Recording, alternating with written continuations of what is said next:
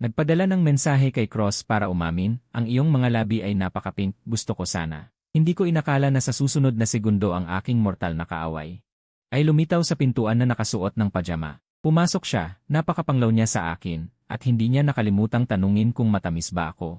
Dahil lang sa pinadala ko ang berdeng mensahe ni Cross at ng aking mortal na kaaway, napilitan akong gumawa ng mga bagay na gusto kong gawin. Kagabi, ang aking kasama sa kwarto ay nagtanong sa akin dala ang bote ng alak. Truth or dare? Sumigaw ako sa isip ko, truth, o dare. Kung gayon, umamin ka kay Sumengsi. Pinili ko ang truth. Ang pag-amin ay hindi ba isang paraan ng pagsasabi ng katotohanan? Hinawakan ni Feng Bai ang telepono sa mesa at inilagay sa aking kamay. Ang alak ay nakakatuwa kapag ibinibigay, mas nagiging masigla ang mga tao kapag bahagyang lasing. Kahit mabigo, hindi naman ito ang unang kahihiyan. Sige, umamin na ako.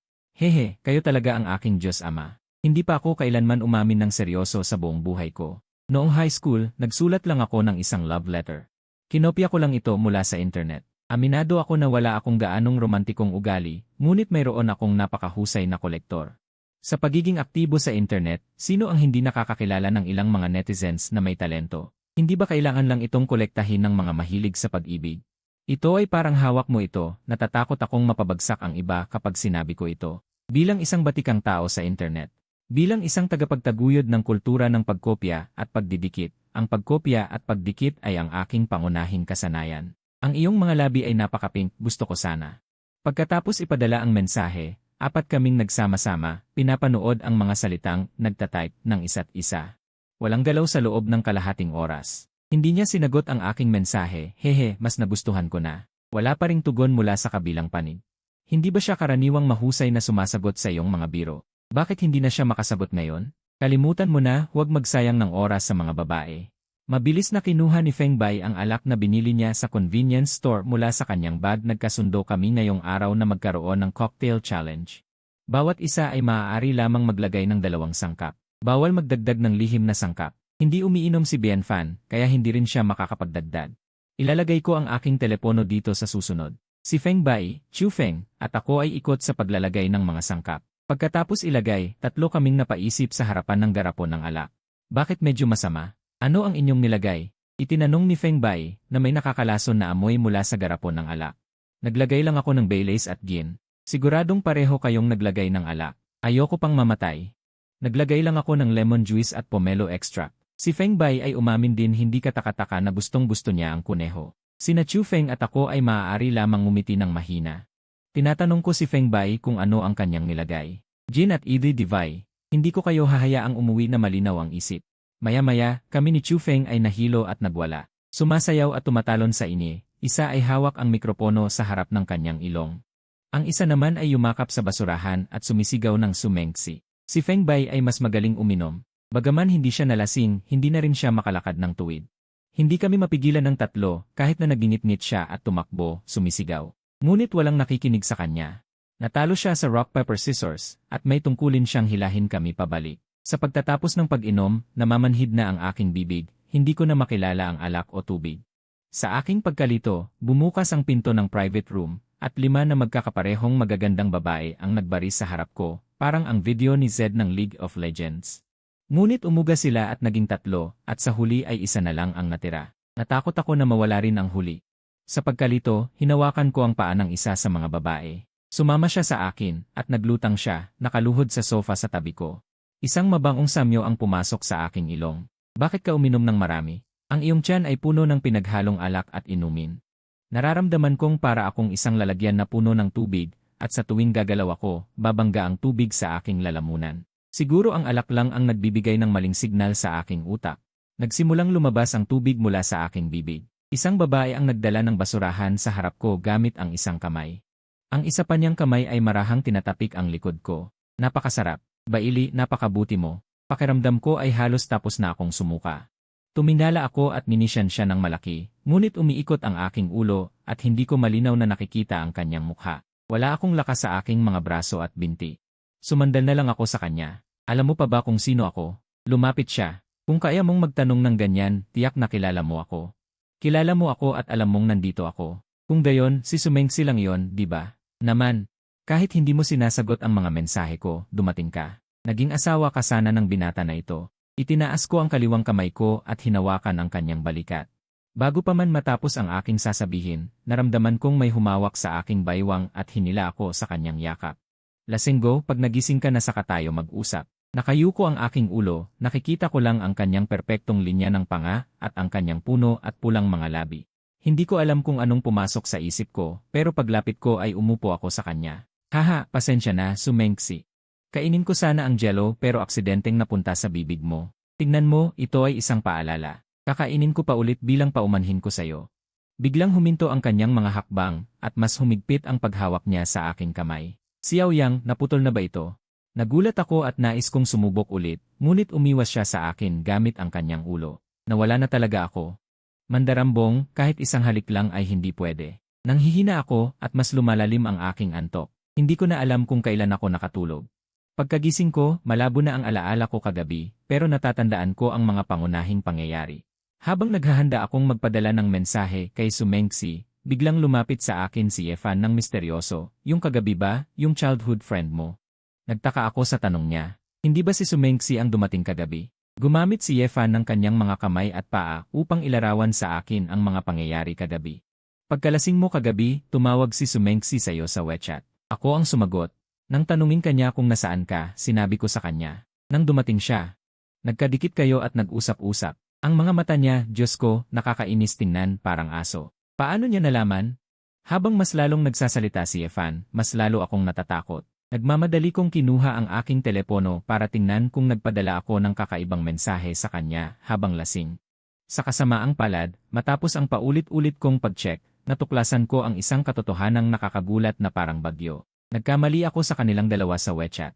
Halos isang buwan na akong nanunukso sa aking matagal ng kaaway na si Kinyaw. Araw-araw, hindi ko nakakaligtaang magpadala ng magandang umaga at magandang hapon, kasama ang mga abstract na tula na kinopya ko mula sa internet.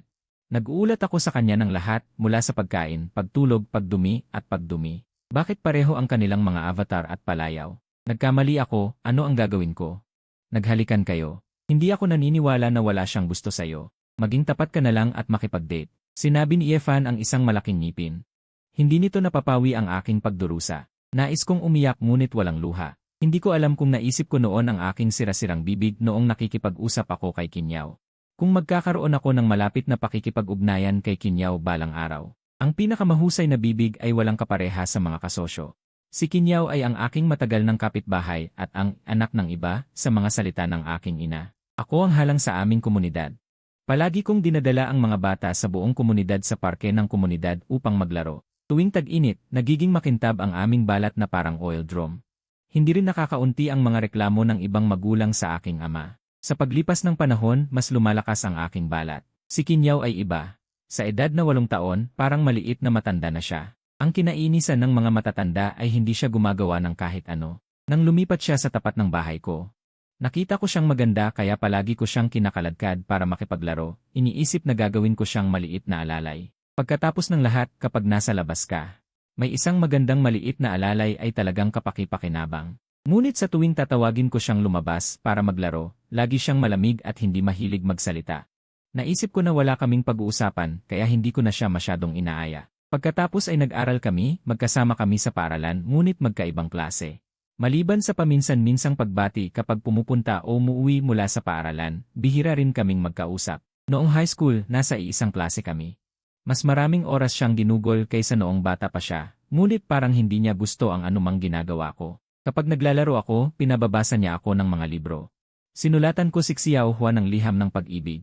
Tuwing ibinibigay ko sa kanya ang liham ng pag-ibig na isinulat ng iba, nakakunot ang noo niya na para bang makakapatay ng langaw. Kaya nag-post ako sa Campus Network at nag-aalok ng serbisyo sa paghatid ng liham ng pag-ibig araw-araw. Kapag naubusan, gagawa ako ng sarili kong peking liham. Sa loob ng sobre, maglalagay lang ako ng blankong papel. Hindi naman niya ito babasahin, basta siya ay naiinis, ako ay masaya. Sa totoo lang, hindi ko naman siya ganoon kainis. Pangunahin pa rin ito dahil siya ay maganda at balanse. Noong high school, ang kanyang litrato sa Campus Network ay nakakuha ng mahigit 10,000 likes. Maraming tao ang dumating para lang makita siya. Sila ay nagsisiksikan sa pasilyo para lang makita siya. Hindi siya naging school beauty dahil sa kanyang sarili. Siya mismo ang kumontak sa administrator ng Campus Network at inalis ang kanyang litrato. Ang dahilan ay ayaw niyang maapektuhan ang kanyang buhay. Naiinis ako noong una, iniisip ko na napakakontrabida niya. Gayunpaman, sa larawang maituturing na obra maestra, siya ay nakaupo sa tabi ng bintana, dala-dala ang sikat ng araw. Ang sinag ng araw ay nagbibigay diin sa kanyang perpektong profile. Talagang parang isang bida sa isang love drama. Tungkol dito, ang aking kaklase sa high school na si Ruiping. Ang pag-uusap tungkol sa mga ganitong pag-aaway ay nagpaparamdam sa akin na gusto kong suntukin ang sarili ko. Iniisip ko ng mabuti, mayroon talaga itong tatlong bahagi ng katotohanan, ngunit kilala namin ang isa't isa sa loob ng maraming taon. Medyo nabawasan na ang aking pagiging immune. Ang aking opinyon tungkol kay Kinyaw ay simple lang, tulad ng sinasabi sa internet.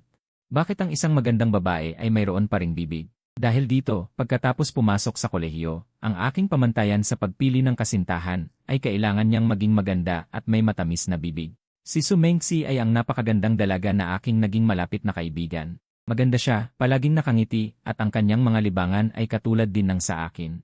Sa tuwing may sasabihin akong biro, kaya niya itong saluhin ng mahusay. Ano man ang hilingin ko. Kahit pumayag man siya o tumanggi, kaya niya akong pasayahin sa loob ng kalahating araw. Ang emosyonal na halaga ay napakataas. Bagaman mas dahil sa pagiging nakakatawa. May kakulangan sa mapagmahal na kapaligiran sa pagitan namin, ngunit naniniwala ako na ang aming mga tawag sa video sa WeChat ay lubos na nakabawi dito. Ngayon, natuklasan ko na lahat ay isang malaking kalituhan. Okay lang si Su Mengxi, pero paano ko ipapaliwanag kay Chenzu? Paumanhin, nagkamali ako ng halik. Ang laman ng chat box ay isinulat sa dugo at pawis. Hindi ko maisip kung ano ang mangyayari kung magbubunyag ako ng katotohanan. Napanaginipan ko ang nangyari kahapon. Ang unang araw ay siya ay malamig. Nakakunot ang noo at sinisigawan ako na naglalaro ako ng mga bagay na hindi ko dapat. Ang pangalawang araw ay hinahabol niya ako, sinasabing gusto niyang ibalik ang kanyang mga labi.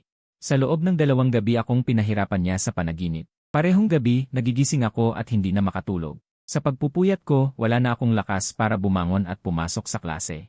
Maaari ko lang sabihin sa guro na hindi ako maganda ang pakiramdam at humingi ng leave. Pagkatapos ng ilang araw na pag-iisip, nagpa siya pa rin akong magpanggap na walang nangyari.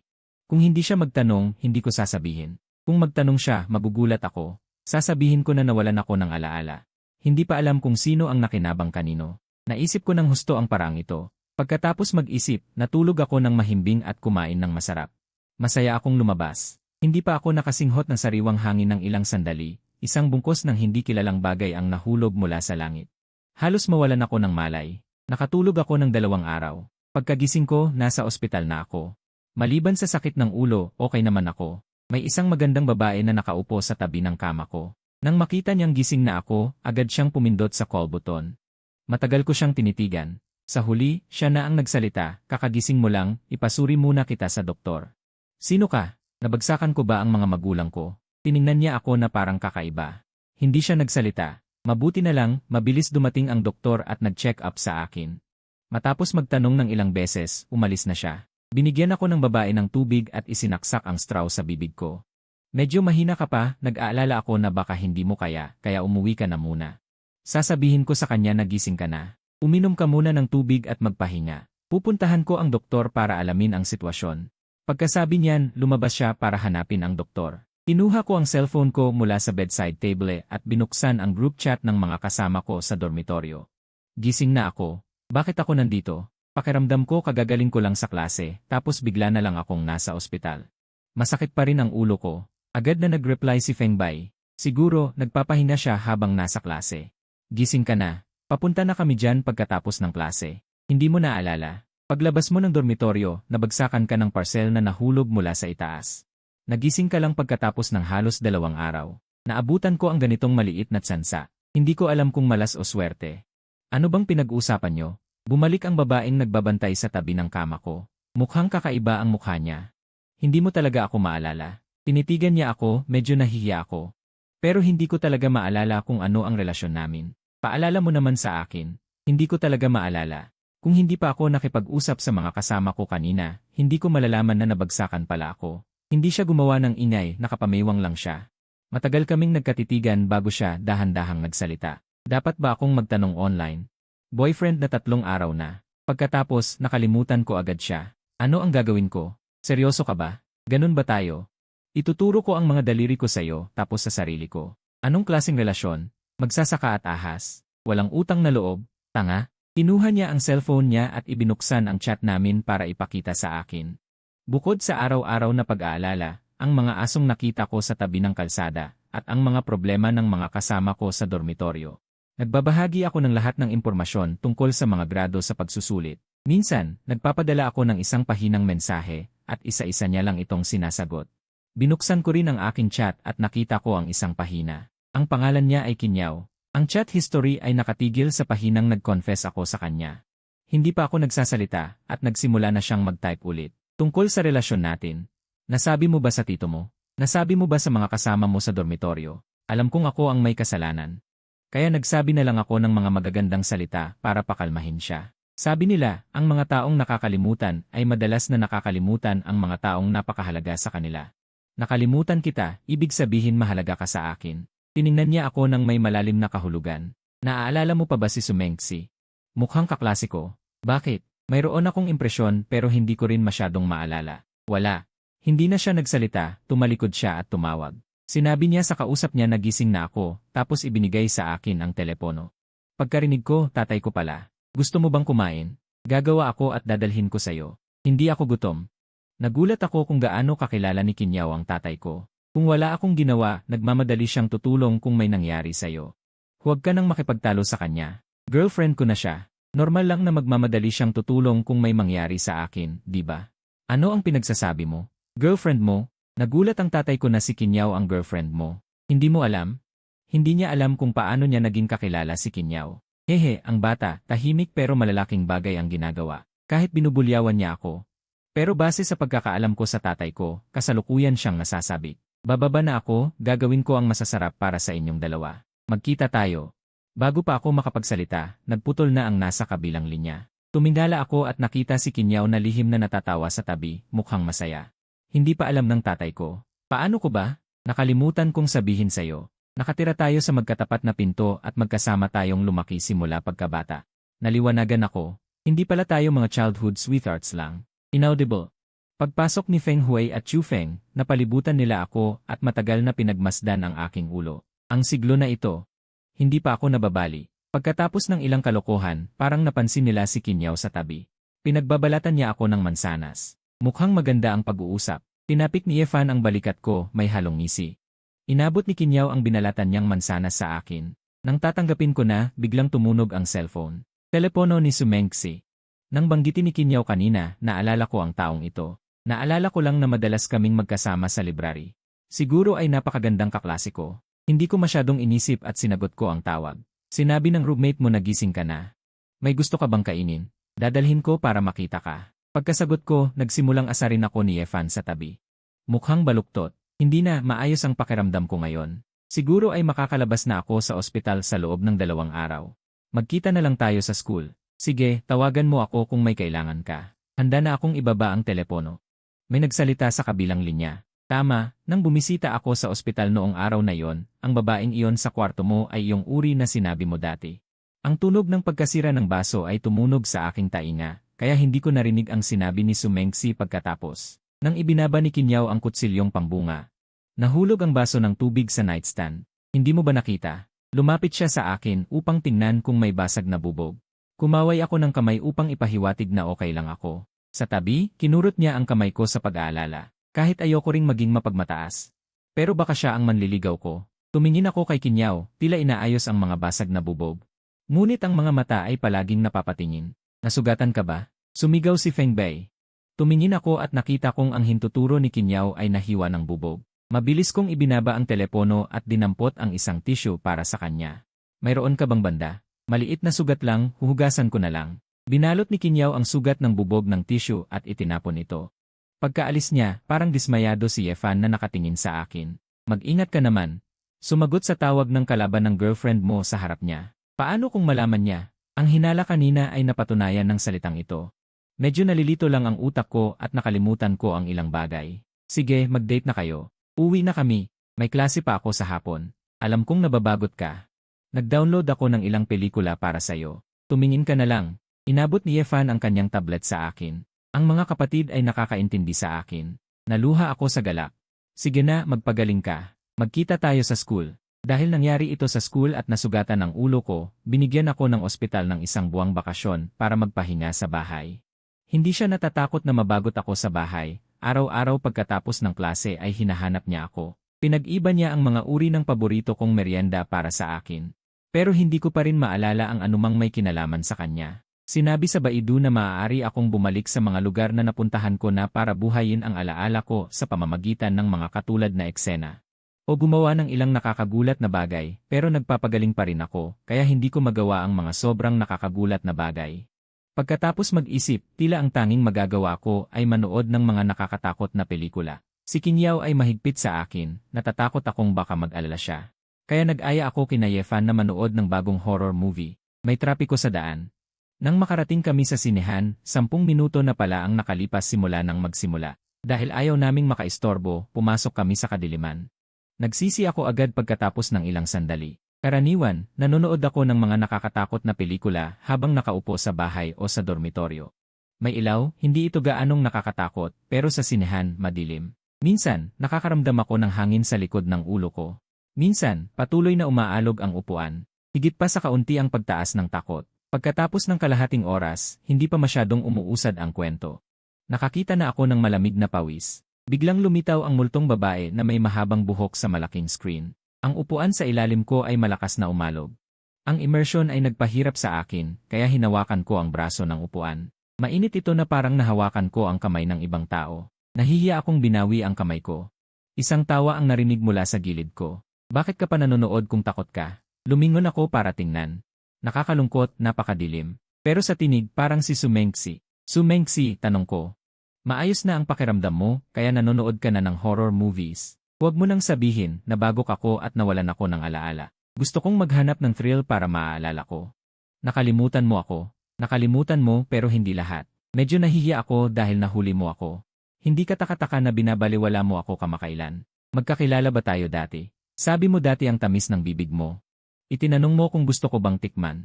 Ngayon, ang pagsasalita mo na may amnesia ay nakakasakit. Nang marinig ko ang sinabi niya, nanlaki ang mga mata ko. Ang ibig sabihin ba ng sinabi ni Yefan ay hindi si Sumengsi ang humahabol sa akin, kundi ako ang humahabol kay Sumengsi. Habang hinahabol ko si Sumengsi, nakikipag-date ako kay Kinyaw. Huwag mong isipin na maaari mo akong lokohin dahil lang nawalan ako ng alaala. Pinilit kong magpakatatag. Naglalaro ako ng bola, nagdadala ka ng tubig. Kilala ka ng mga kasama ko sa bola. Nasa profesional na klase ako at dumadalo ka. Alam din ng propesor ko na nag-aya kang pumunta sa library, pero pinapanood mo lang ako, hindi ako nag-aaral. May nakasulat pa sa pader ng kampus na si Sumengsi ay nasa pwesto pero hindi lumalabas. Ang mga salita ni Sumengsi ay sumabog sa akin, mas malaki pa ang epekto nito kaysa sa mga multo sa harap ko. Hindi ka taka-taka na hindi mo sinabi sa akin ang tungkol sa relasyon namin ni Kinyaw. Ako pala ay isang player. Tahimik kong kinurot si Yefan na nakaupo sa aking kanan, medyo nanginginig ang boses ko. Yefan, bago ako makipag-date kay Kinyaw. Talaga bang hinahabol mo si Sumengsi? Diyos ko, pinagulat mo ako. Hindi ba alam ng lahat na hinahabol mo si Sumengsi? Ano na? Hindi ba alam ni Kinyaw? Hindi ko na napansin ang kalahati ng pelikula. Hindi ka taka-taka na nawalan ako ng alaala. Kahit ang dating ako ay nahihirapan sa sitwasyong ito. Gusto kong tumakas bago matapos ang pelikula. Pero nahuli ako ni Sumengsi. Hinawakan niya ang kamay ko at tinanong kung saan ako pupunta, hinarangan niya ang daan. Kailangan ko ng pag-ihi sa dilim. Pagkatapos kong sabihin ito, binitawan niya ako para makalabas. Nag-message ako kay Yefan sa aking telepono at mabilis na tumakas. Pagkatapos ng insidenteng ito, palagi akong nakakaramdam ng pagkakasala kapag kaharap ko si Kinyaw. Pero sa totoo lang, medyo may kakayahan ako. May isang taong humahabol sa akin sa labas, at may isa pang humahabol sa akin online. Love sa campus man o online romance, naranasan ko na. Sayang, hindi pang matagal ang pag-iwas. Matapos kong paulit-ulit na tanggihan ang mga date ni Kinyaw, dumiretso siya sa bahay namin. Nagsalita ang tatay ko nang hindi nagtatanong, binuksan ko agad ang pinto para sa kanya. Bakit ka nandito? Nang itulak niya ang pinto para pumasok, nakahiga ako sa kama, kumakain ng chips at nanonood ng AJ. Mukha kang nakatulala. Kung hindi ako dumating, hindi mo ba ako balak makita? Sinabi mo na walang nanonood ng kahit anong interesante kamakailan. Inimbita kitang lumabas para maglakad, sinabi mong malamig at ayaw mong gumalaw. Inimbitahan kitang kumain sa bahay, sinabi mong wala kang gana. Kahit inimbita kitang maglaro, ayaw mo. Pagkatapos ng isang malalim na buntong hininga, malalim siyang bumuntong hininga at nagsabi, sabihin mo na, ano ang problema? Siyempre, hindi ko siya naglakas loob sabihin ang totoo. Wala naman. Matigas ang bibig mo. May mapanganib na kislap sa kanyang mga mata. Hindi ko alam kung bakit, nang marinig ko ang mga salitang ito, ang imahe ng pagyakap ko sa leg niya at paghalik sa kanya ay pumasok sa aking isipan. Nagsimula ang isang bahagi ng mga alaala. Biglang namula ang mukha ko. Hindi mo pa alam kung matigas ang bibig ko. Masyado kang malakas. Mahina kong sabi, nagbubulungan. Nawalan lang ako ng alaala. Hindi ko alam kung paano tayo nagkasama dati. Mukhang hindi ako makakatakas sa iyong mga kamay ngayon. Kaya nagmungkahi ako na dalhin niya ako pabalik sa high school. Sinasabi ng internet na ang pagpunta sa mga pamilyar na lugar ay nakakatulong sa pagbawi ng alaala. Bakit hindi tayo lumabas at mamasyal? Gusto mo talagang maalala? Hindi ko alam kung bakit, pero pakiramdam ko ay nagalit si Kinyaw. Kapag hindi ka naglalakas loob, hindi ka makakakuha. Magpalit ka ng damit, hihintayin kita sa labas. Lumabas siya na nakasimangot, kahit tapos na ang Setyembre. Ang panahon sa timog ay mainit pa rin. Pagdating ko sa gate ng paaralan, agad akong pinagpawisan. Dahil palagi akong nanggugulo sa high school. Natatandaan pa rin ako ng gwardiya. Hindi na siya nagtanong at pinapasok na kami. Ang una kong ginawa pagpasok ko ay ang pagdadala kay Kinyaw sa tindahan ng ice cream. Bumili kami ng 2 ice cream. May mga estudyante pa sa classroom na nag-aaral ng gabi. Wala kaming mapupuntahan. Kaya umupo lang kami sa field, kumakain ng ice cream at nagmumuni-muni. Walang laman ang isip ko. Natatandaan ko pa rin ang lahat ng alaala sa high school. Ngunit sa tuwing naalala ko ang mga bagay na may kinalaman kay Kinyaw, parang napupunta ako sa isang dead end. Wala akong maalala. Maaari mo bang sabihin sa akin, tungkol sa ating mga alaala noong high school? Sikuhin ko si Kinyaw gamit ang braso ko. Ang pananaw ko at ang pananaw mo ay hindi pareho. Tumingin siya sa akin, tuyo ang kanyang boses, at nagsabi, sige na, sabihin mo. Baka kapag nagsasalita ka, maalala ko. Bakit mo sinabi yan? Noong high school, kinamumuhian mo ako. Mabait ka sa iba at mahilig sa kasayahan. Mula pagkabata, palagi kang napapaligiran ng mga tao. Noong bata pa ako, mahiyain ako. Sa mga kaibigan mo, hindi ako kabilang sa mga nangunguna. Nanonood lang ako sa tabi habang naglalaro kayo. Bakit parang may sama ng loob? Ngunit napakahirap mong hawakan. Kapag nakita kang mukhang mahina, parang napunit ang buntot mo. Namatay sa pagiging mapagmataas, nabuhay sa pagdurusa. Noong bata ka pa, naglalaro ka sa mga bato kasama ang isang grupo ng mga tao. Nadulas ka at nahulog. Malinaw na masakit na hindi ka makalakad. Yakap mo ang iyong mga binti at umiiyak. Nang tawagin ka nila, pinunasan mo ang iyong luha at nagpanggap na wala kang pakialam bago bumalik. Kahit ang iyong bukong-bukong ay namamaga na parang tinapay, kailangan mong mapanatili ang imahe ng pagiging alpha. Mayroon ding pag-aaway mo at ng iyong tiyo. Sinabi mong iwan mo ang bahay. Narinig kita na umiiyak sa hallway. Nang pumasok ako, sumigaw ka sa akin. At binalaan mo akong huwag sabihin sa iba, sinabi mong sasaktan mo ako kung sasabihin ko. Noong panahong iyon, sa tingin ko, ikaw ay tulad ng nalilipasan na siya ng bahagi dahil nakikipag-away siya sa ibang pusa para sa mga pusang gala. Kapag siya ay nasugatan, siya ay nagtatago ng palihim. Kapag natagpuan siya, siya ay nagiging galit. Gayunpaman, pagkatapos ng gabing iyon, hindi ka na naglalaro sa akin. Siguro dahil sa tingin mo ay hindi mo mapapanatili ang imahe ng iyong pagiging kuya sa aking harapan. Hanggang sa maging magkaklase tayo sa high school, naaalala mo lang na mayroon ako sa Cold Palace. Hindi ko talaga maintindihan. Bakit mayroon kang napakaraming kakaibang ideya araw-araw? Habang sinasabi ito, tumingin siya sa akin, at mayroon akong masamang kutob. Ang guro sa Filipino, si Wen Zaizong, ay natural na tahimik. Isang araw, marahil ay kagagaling niya lang sa banyo, hindi niya napansin na nakabukas ang kanyang zipper. Lahat ay nagpanggap na hindi nakakita, pero ikaw ang lumapit at sinabi sa kanya, Guro, hindi niyo naisara ang inyong zipper. Akala mo mahina lang ang boses mo. Narinig ito ng lahat sa unang hanay. Tumawa ang lahat at namula ang guro. Hindi ba ito ay isang pagtulong na paalala? Gusto mo ring magbigay ng mga palayaw sa iyong mga kaibigan. Tinatawag mong cake si Fan si Kayu Fan. Tinatawag mo rin si Husi na Pochako. Hindi mo siya pinagtatawanan, hindi ba? Si Pochako ay mayroon lamang 3 hibla ng buhok sa ulo. Pero cute naman siya ah. Tapos bakit mo ako tinatawag na extinct species? Sino ang nag-utos sa'yo na palaging nakasimangot? Habang mas sinasabi mo, mas lalo akong nakikita ang sarili ko bilang isang bully noong high school. Sinasaapi mo ang mga guro at mga kaklase. Bawal mo na itong sabihin. Iniabot ko ang kamay ko at tinakpan ang bibig niya. Ang mainit niyang hininga ay bahagyang dumampi sa likod ng aking kamay, parang balahibo na dumadampi sa pisngi, lalo itong umiinit. Hindi ko alam kung saan ilalagay ang aking kamay. Bigla siyang umiti sa akin, at hinawakan ang aking kamay habang sinusubukan kong bawin ito. Saka, dahan-dahan itong dumaan sa pagitan ng aking mga daliri at kinulong. Naaalala mo na ba kung paano tayo nagkasundo? Ang kanyang noo ay bahagyang basa ng pawis, malambot na dumampi sa kanyang pisngi. Ang nakangiting mga labi at ang malusob na pisngi ay nagpapakita ng kanyang magandang pakiramdam sa sandaling ito. Talagang nakakagaan ng loob ang kanyang pagngiti. Hawakan lang ang kamay at nalilito na ako na parang nakainom ako. Sa ilalim ng buwan, nakikita ko ang aking sarili sa kanyang mga mata.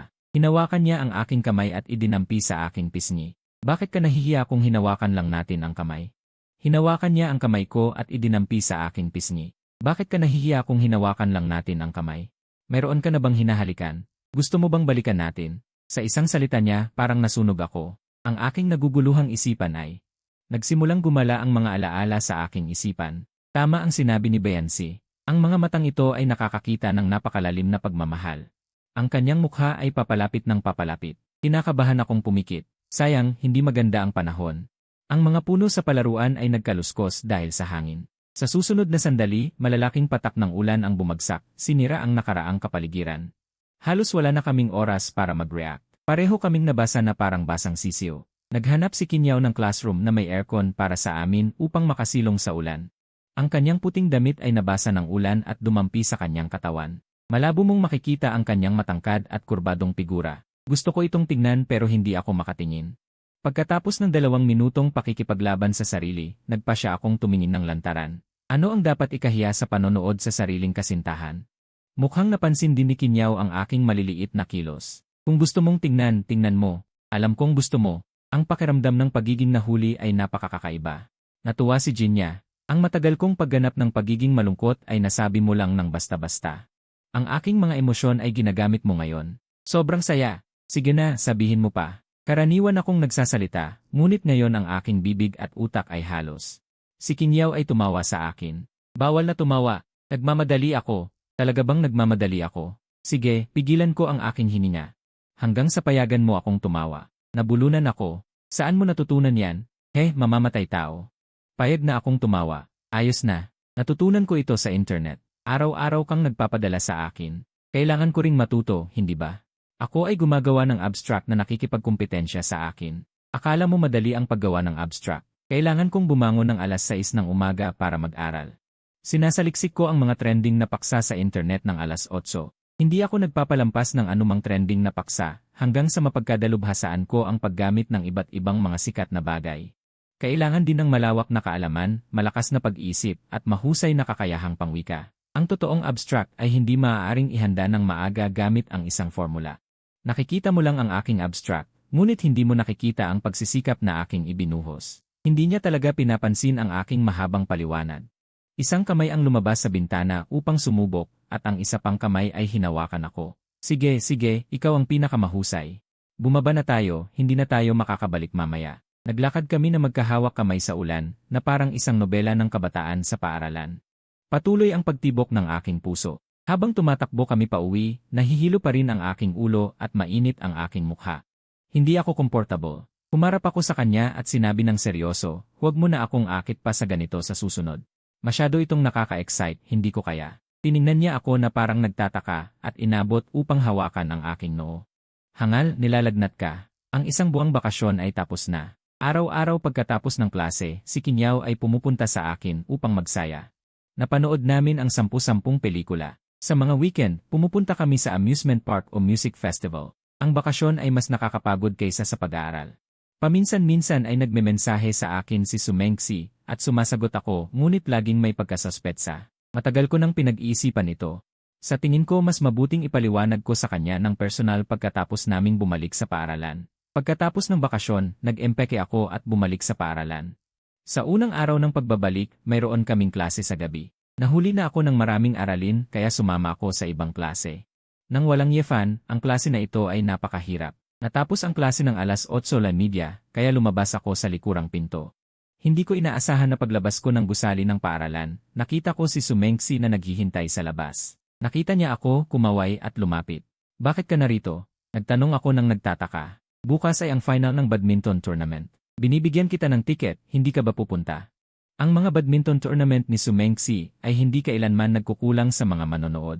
Bakit ka magbibigay ng isang tiket sa akin ng pribado? Marami kang lalaking humahanga sa'yo. Binibigyan mo ba sila ng tiket? Natatakot ka bang walang susuporta sa'yo? Sinadya kong itanong ito upang masubukan ang kanyang reaksyon. Hindi ba ako isang tagahanga? Upang hindi mawala ang aking mga tagahanga. Siyempre, kailangan kong tratuhin siya ng mabuti. Hindi ko matiyak kung nagbibiro lang siya o may ibig sabihin, ngunit tinanggap ko pa rin ang tiket.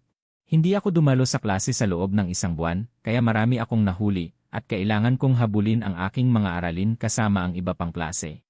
Pangalawa, nag-aalala ako na baka lumala pa ang sitwasyon. Kung hindi ka pupunta, malulungkot ako ng husto. Kung matalo ka sa laro, kailangan mong samahan ako. Babae, hindi ka pwedeng tumanggi, kaya mo yan. Sinampal ko ang kanyang balikat. Umiti siya at hindi ako pinansin. Nagbago ang paksa. Kumusta ang iyong peking kasintahan? Peking kasintahan? Anong peking kasintahan? Ang tinutukoy mo ba ay si Kinyaw? Hindi mo ba sinabi sa'yo? Nagtapat ka sa akin sarili. Nagkamali ka ba sa kaso ni Lulu?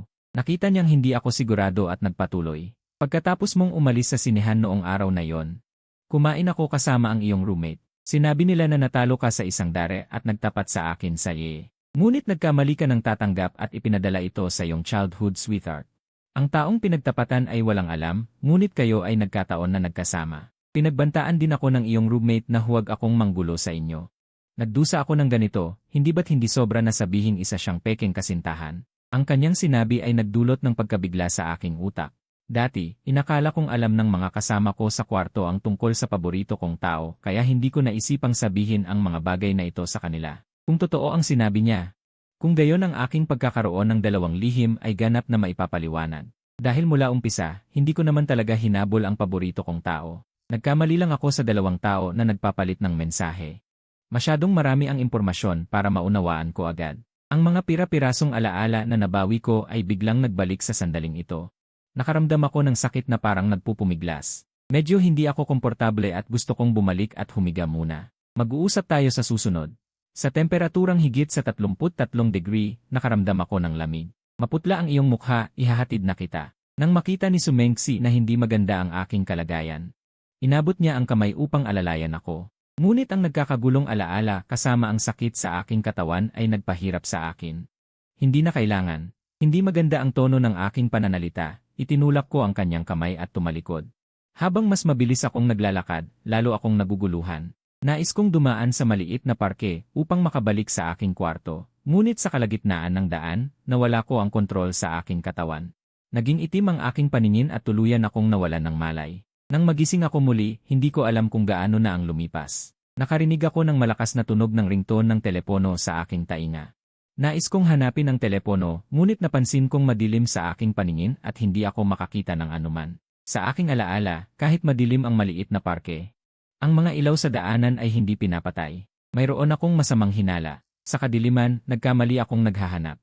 Sa wakas ay nahawakan ko ang telepono. Hindi tumigil ang ringtone, ngunit hindi ako makakita ng anumang liwanag. Hindi na ako makakita. Ang takot ay dumating sa akin na parang alon. Ang lahat sa paligid ay hindi ko alam. Hindi ko nga alam kung nasaan ako. Nagsimulang manginig ang aking mga kamay. Gamit ang aking alaala, nag-slide ako sa screen.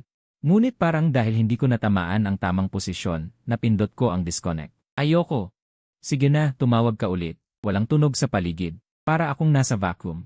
Narinig ko lang ang mabilis na tibok ng aking puso. Gaano katagal ako maghihintay sa kadilimang ito bago may makapansin sa akin dito?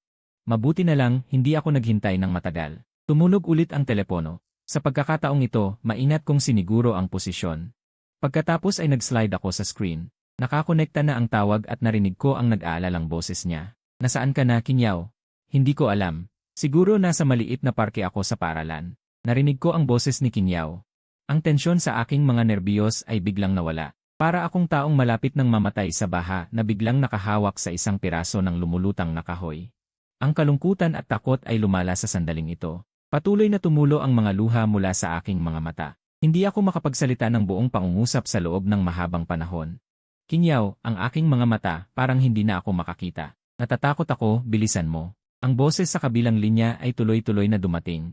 May tunog ng hangin, ang paghinal niya habang tumatakbo, at ang ingay mula sa pagdikit ng telepono sa aking tainga. At ang nag-aalalang boses ni Kinyaw. Nang marinig ko ang mga tunog na ito, naramdaman kong muling umagos ang hangin at nawala ang vacuum kanina. Papunta na ako, hindi ko ibababa ang telepono, hindi ka mabubulabog sa aking boses. Huwag kang matakot. Hawakan mo ang iyong katawan kung may sugat ka. Kapag natapos mo na ang iyong pagsusuri, mahahanap na kita. Ang aking damdamin ay unti-unting nakalma ng kanya, at ang pagkapagod ay nagsimulang dumating. Di nagtagal, nakarinig ako ng mga tunog mula sa di kalayuan. Kinyaw, malakas kong tinawag siya. Ang mga yapak ay papalapit ng papalapit. Sa sandaling hinawakan niya ako, napahawak ako sa kanyang yakap. Mahigpit akong yakap ni Kinyaw. Ayos na, ayos na. Nakita na kita, umuwi na tayo. Muling nagising ako. Ang bumungad sa akin ay kadiliman pa rin. Ang mga nawawalang bahagi ng alaala ay naglalakbay, naglalarawan sa aking isipan na parang mga slide. Ang nangyari kay Mingling ay mahigit 1 buwan pa lamang ang nakalipas, ngunit ngayon, tila napakatagal na. Iniisip ko muli ang mga sandaling kasama ko si Sumengsi. Ang damdaming excited at kinakabahan noon ay nawala na. Sa tingin ko, ang paghanga ko kay Sumengsi ay maaaring nanatili lamang sa pinakaibabaw na antas ng pagkaakit. 1 buwan na ang nakalilipas, hindi ko kailanman naisip si Kinyaw ng higit pa sa pagiging kaibigan, ngunit sa buwang ito. Tila siya ang naging pinakamalapit sa akin bukod sa aking pamilya. Nagising ka na, siguro dahil hindi mo makita. Kaya naman ang iba mong pandama ay tumalas. Si Kinyaw ay dapat na nakahiga sa tabi ng aking kama. Ang kanyang mainit na hininga ay dumampi sa likod ng aking kamay. Pagkatapos, ang aking kamay ay nahawakan ng kanyang palad. Sinabi ng doktor na pansamantala lamang ang iyong pagkabulag, ang iyong optic nerve ay napipiga dahil sa pagtaas ng presyon sa utak.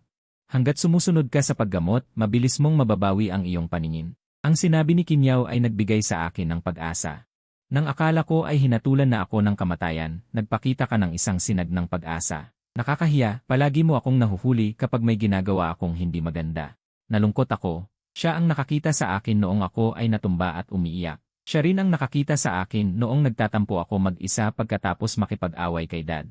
Noong ako ay nawalan ng malay, bulag, at hindi alam kung nasaan ako, siya rin ang unang nakahanap sa akin. Nang maalala ko ang mga sandali na kinakalaban niya ako dati, tila hindi naman siya ganoon kasama. Sa halip na sabihin yan, mas gusto kong sabihin mo na dahil kakaiba ako sa iba, kaya naman handa kang ipakita sa akin ang iyong kalungkutan at kagalakan. Ang kanyang tinig ay parang isang balahibo na dahan-dahang humahaplos. At kinuha nito ang aking pagkalungkot. Kinyaw, matagal mo na bang gusto ako? Kung hindi, bakit ka lagi nag-aalala sa akin? Bakit ka nahulog sa patibong kapag umamin ako? Hindi ko kailanman ipinakita ito, ngunit tila hindi mo napansin. Ang kanyang tinig ay tila nagpapahayag ng pagkadismaya. Ngunit ang pangungusap na iyon ay nagdulot sa akin ng malaking pagkalito. Ang ibig sabihin ng hindi mo ipinakita, ay hindi mo ako pinayagan na bigyan ng liham ng pag-ibig ang iba. At hindi mo ako pinayagan na sumali sa palabas ng pagdiriwang. Tinitigan niya ako ng matagal bago sumagot, hindi kita pinayagan na magbigay ng liham ng pag-ibig dahil gusto kita. Hindi kita pinayagan na sumali sa palabas ng pagdiriwang dahil pinalmot niya ang aking palad. Hindi ko rin alam na mauunawaan mo ito. Napatawa ako sa kanya, parang mabilis na bumibilis ang tibok ng puso ko. Ang sinabi ko ay masakit ang loob, pero ako ay isang manlalaro na 2.5 taon nang nagmamahal. Sige na, pero huwag kang magalit. Ang pagiging galit ay hindi makatutulong sa pagbawi mo. Wala pa akong tiwala sa'yo. May kumatok sa pinto ng kwarto. Si Sumengsi, pasok ka. Pagkabawi ko pa lamang ng alaala, hindi ko alam kung paano haharapin si Sumengsi. Tila nais tumayo ni Kinyaw para umalis. Ngunit hinawakan ko ang kanyang kamay at pinanatili siyang nakaupo. Hindi ko na yata mapapanood ang iyong laro ng badminton ngayon. Ipinakita ko sa kanya ang aking mata at humingi ng permiso. Malinaw kong sinabi na nandito lang ako para tingnan ka, hindi para siguruhin na ligtas kang makakauwi sa dormitoryo. Ito ang aking problema. Huminto siya at nagpatuloy, hindi ko rin isinaalang-alang ang iyong kondisyon. Dahil dito, nagpadala ako sa iyo ng mga salita ng biglaan na nagdulot sa iyo ng pagkahilo. Paumanhin. Hindi mo kasalanan, walang makaka-imagine nito. Na mababawi ko ang aking alaala dahil sa iyong mga salita. Pinatahimik ko si Sumengsi, ayokong magsisi siya dahil sa akin. Pwede mo ba akong makausap ng dalawa lang? Dito na lang natin pag-usapan. Kung wala si Kinyaw dito, medyo balisa ako dahil hindi ko nakikita. Hindi nagsalita si Sumengsi. Naging malamig ang hangin. Matapos ang mahabang katahimikan, nagsalita siyang muli, naiintindihan ko ang ibig mong sabihin. Pero medyo hindi pa rin ako makapaniwala. Hinahanap kita kagabi pero ibinablock mo ang tawag ko kung nahanap kita ng mas maaga. Magkaiba ba ang magiging resulta na minadahan ko na noong kinuha ako ni Kinyaw ay kinilig ako? Pero hindi dahil siya ang unang nakahanap at nagligtas sa akin, kundi dahil sa bawat mapagmataas kong sandali, nakikita niya ako. Dahil alam kong makikita niya ako mula pa lang sa simula, doon ko lang maipapakita ang lahat ng emosyon ko nang walang pigil. Mailabas ko ang lahat ng aking pag-aalala, pero pinili ko pa rin ang ibang paraan para ipahayag ito. Baka ang tanging taong makakasagot nito ay si Hikyang na nahanap mo sa kabilang universe. Si Su Mengxi ay ayaw pa rin sumuko kahit alam niyang isang malaking pagkakamali ito mula pa lang sa simula. Pero pinili pa rin niyang ipagpatuloy ang mali. Pipiliin mo pa rin ba siya? Bakit hindi? Alam na alam ko kung anong klaseng tao ako. Sa panlabas, palagi akong ang nauuna pero mas gusto ko pa kaysa sa iba na makita nila ako. Totoo ang sinasabi ng mga quotes, nakakatuwa talaga kapag nakikita ka. Baka kung hindi nagkasalubong sina Kinyaw at ako, magiging magkaaway na lang kami habang buhay. Kaya natutuwa akong nakakayanan niyang gawin ang hakbang na ito para malaman ko na mayroong tao sa mundong ito na makikitang kaakit-akit ang isang taong tulad ko at handang tanggapin ang totoo sa akin.